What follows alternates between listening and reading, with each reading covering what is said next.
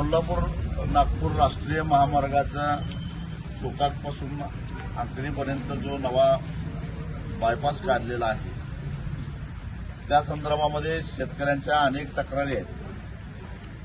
शिवाय या रस्त्यावर कृष्णेवर एक मोठा पूल होणार आहे आणि या पुलामुळे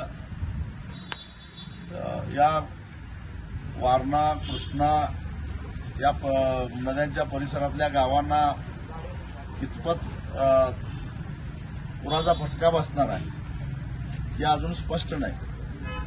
राष्ट्रीय महामार्ग प्राधिकरणानं त्या संदर्भामध्ये या परिसरातल्या शेतकऱ्यांना आणि लोकांना काही माहिती पुरवलेली नाही। याशिवाय हा जो 38 किलोमीटरचा नवा रस्ता होणार आहे त्याला केवळ बाजारभावाच्या दुप्पट मोबदला दिला जाणार आहे आणि उर्वरित फार नागपूरपासून ते रत्नागिरीपर्यंत जे जमिनीचं अधिग्रहण झालेलं आहे त्याला 5 पट मोबदला दिलेला गेलेला आहे। त्या 4-5 गावावर हा एक प्रकारचा अन्याय आहे। एक तर त्यांच्या शेतीचे 2 तुकडे होणार आहेत, त्याचबरोबर पुराची भीती आहे।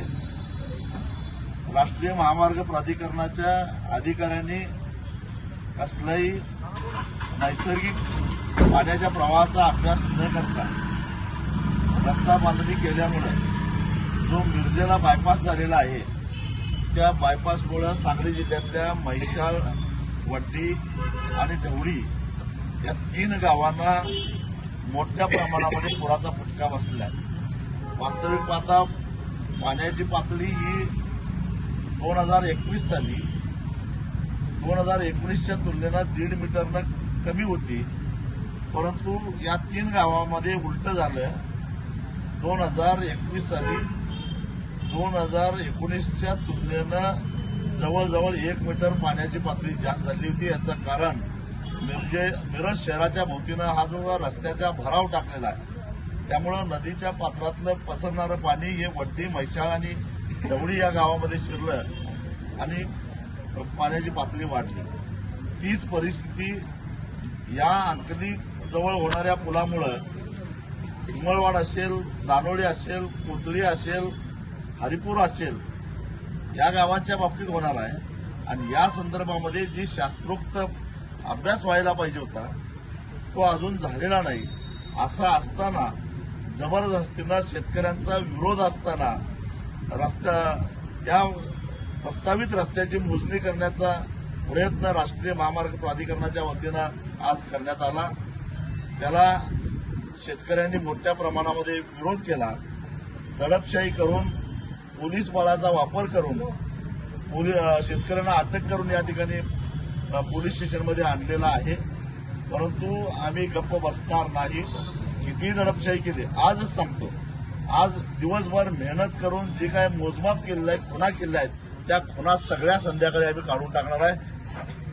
त्यांना जे काय करायचं ते करून दे। याशिवाय अशी दडपशाही जर होणार असेल, मी स्वतः आता पालकमंत्र्यांशी फोन करून त्यांना सांगितलं, कारण त्यांनीच ज्यावेळी शेतकऱ्यांचं शिष्टमंडळ गेल्या आठवड्यात त्यांना भेटलेलं होतं तोपर्यंत मुख्यमंत्र्यांच्या बरोबर मी बैठक घेणार आहे।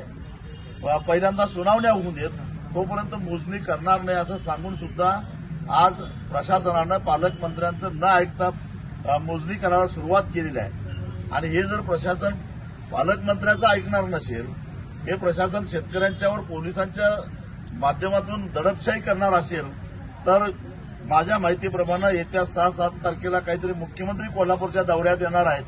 त्या मुख्यमंत्र्यांच्या कार्यक्रमात घुसून